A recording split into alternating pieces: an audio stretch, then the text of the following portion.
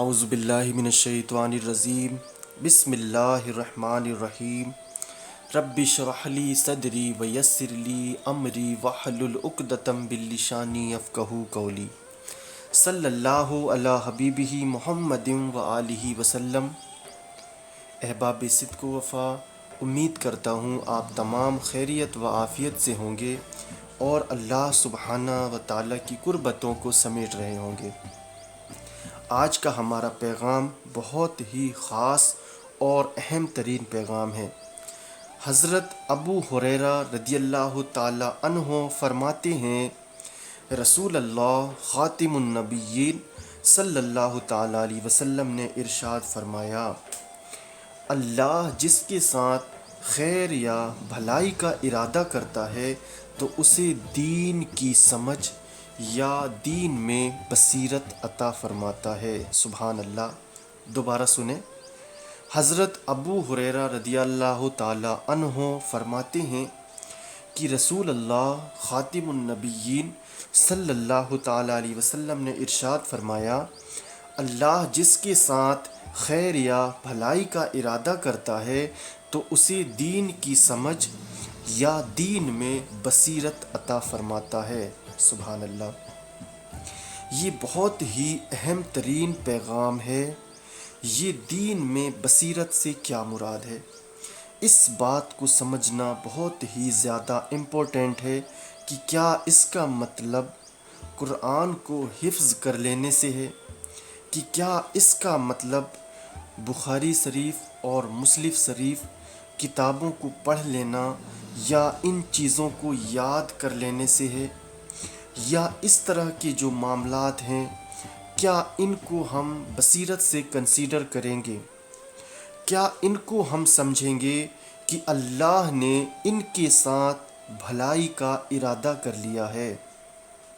اس بات کو سمجھنے کے لیے ہمیں تھوڑا غور و تدبر کرنا پڑے گا، اس کی اصل حقیقت کو سمجھنے کے لیے تھوڑی محنت اور کوشش کرنی پڑے گی۔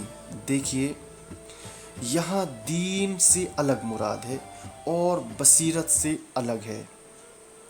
بصیرت سے مراد بصر سے ہے، کچھ چیز دیکھنے سے ہے، مشاہدے سے ہے۔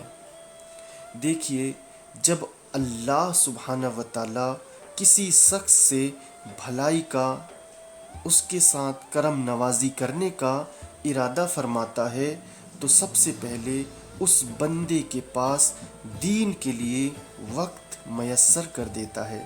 وہ بندہ دین کے لیے وقت نکالنا شروع کر دیتا ہے اور اس کے لیے برکت ملنا شروع ہو جاتی ہے۔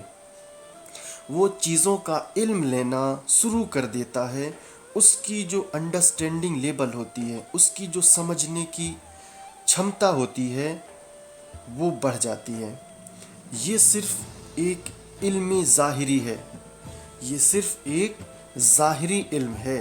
فار ایگزامپل، ایک شخص ہے، اگر اس کو بتا دیا جائے کہ بھائی گندم کی فصل لگانی ہے یا کوئی بھی فصل لگانی ہے، یہ زمین ہوتی ہے، یہاں ہل چلانا پڑتا ہے، پھر کیاری کے اندر بیج ڈالنا ہوتا ہے، پھر اس کو پانی دینا ہوتا ہے، پھر وہ اس طرح سے جا کے جو ہے وہ فصل لگ جاتی ہے۔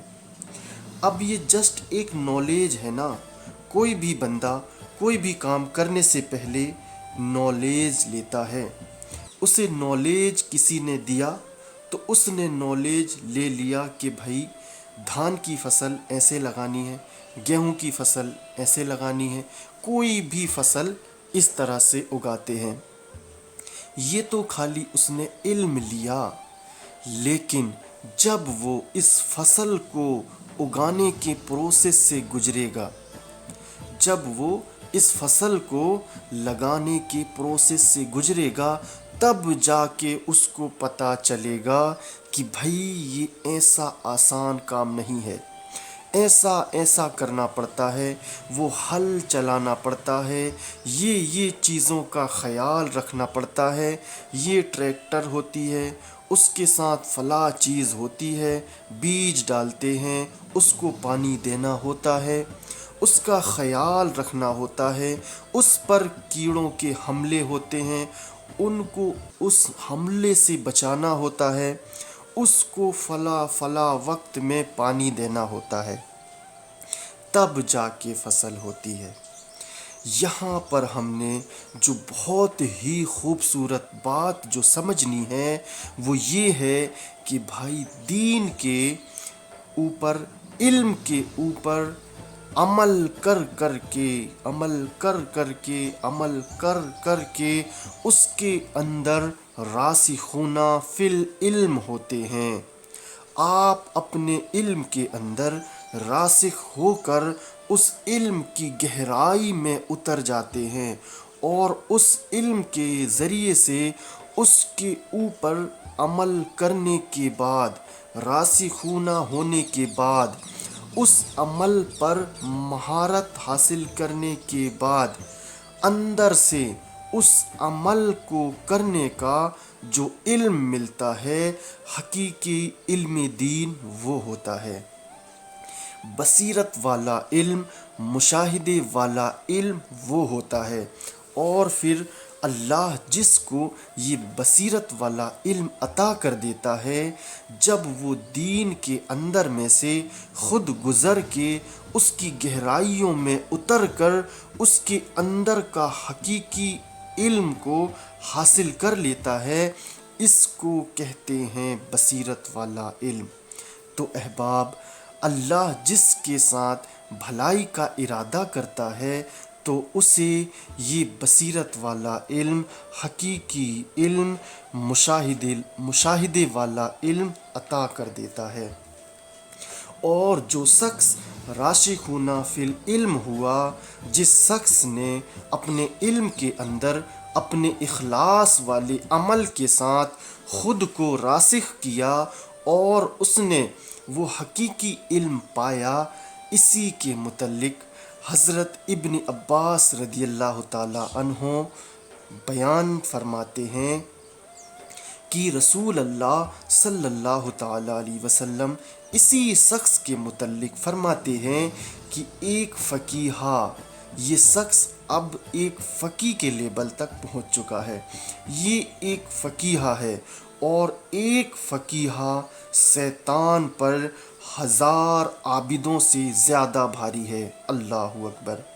1000 عابد ہوں جو کہ کامل عمل کرنے والے ہوں، نماز ادا کرنے والے ہوں، جو بھی اچھی نیکی کرنے والے ہوں، لیکن ایک علم والا شخص، راسخون فی العلم والا شخص ہزاروں عابدوں کے مقابلے میں شیطان پر بھاری ہے۔ کیوں بھاری ہے؟ کیونکہ وہ اس علم کے ذریعے شیطان کی ہر چال کو، ہر وار کو ناکام کر دیتا ہے، اور اس کے ساتھ جڑے لوگوں پر بھی اس علم کو ٹرانسفر کر دیتا ہے، اور لوگوں کو بھی شیطان کے اس حملوں سے بچا لیتا ہے۔ اس لیے وہ علم والا 1000 عابدوں پر بھاری ہوتا ہے۔ یہ علم والا نہ جانے کتنے کتنے انسانوں کے لشکروں کو شیطان کے چنگل سے چھڑانے کی صلاحیت رکھتا ہے۔ اسی لیے نبی کریم صلی اللہ تعالی علیہ وسلم نے اپنے صحابہ اکرام رضوان اللہ علیہم اجمعین سے فرمایا، تم سب کی مثل ایسے ہے کہ تم سب مل کر جہنم کے گڑھے کی طرف، آگ میں کودنے کی طرف جا رہے ہو، اور میں اکیلا تمہیں کھینچ کر اس گڑھے میں سے دور کر رہا ہوں۔ اللہ اکبر! لہٰذا میری مدد کرو، دین کو پھیلانے میں میری مدد کرو، میری باتوں کو لوگوں تک پہنچاؤ۔ اسی لیے آپ نے فرمایا کہ دین کو پھیلانے والے ایک سمندر کے مثل ہیں، اور دنیا کے تمام عبادت گزار ایک قطرے کے مثل ہیں۔ لہٰذا سمندر بنیں، دین کو پھیلائیں، حضور کے پیغام کو عام کریں، جو جہاں ہے، جس جگہ پر ہے، وہ وہیں سے اس پیغام کو عام کرے۔ ہو سکتا ہے آپ کے پیغام پہنچانے کی وجہ سے کوئی بندہ اس علم کو پالے اور اس کا اجر عظیم آپ کو بھی ملے۔ جزاک اللہ۔ جو کچھ بھی اچھی باتیں کی گئیں وہ اللہ اور اس کے حبیب نبی کریم صلی اللہ تعالیٰ علیہ وسلم کے طرف سے تھی، اور جو کچھ بھی کمی کجھی رہ گئی ہو تو وہ میرے نفس کی وجہ سے ہے، اللہ معاف فرمائے۔ میری دعا ہے اللہ کریم ہم سب کو اپنے دین میں راسخون فی العلم ہونا نصیب فرمائے، وہ بصیرت والا علم عطا فرمائے، وہ فقیہ بننا نصیب فرمائے، آمین۔ وما علینا الا البلاغ المبین۔ السلام علیکم ورحمۃ اللہ وبرکاتہ۔